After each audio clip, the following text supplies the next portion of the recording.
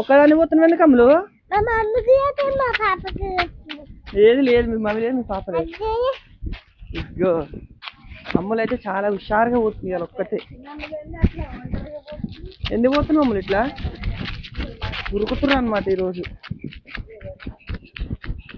చూసిరా, అంగన్వాడీ అయితే మాకు దగ్గర అనమాట. ఇవాళ ఎందుకు ఇంత హుషారు ఉరుకుతున్నారు అంటే, ఎందుకు ఇంత హుషారు ఉరుకుతున్నారు అమ్ములు వాళ్ళు? ఎందుకని? నువ్వు ఉంటావా మరి?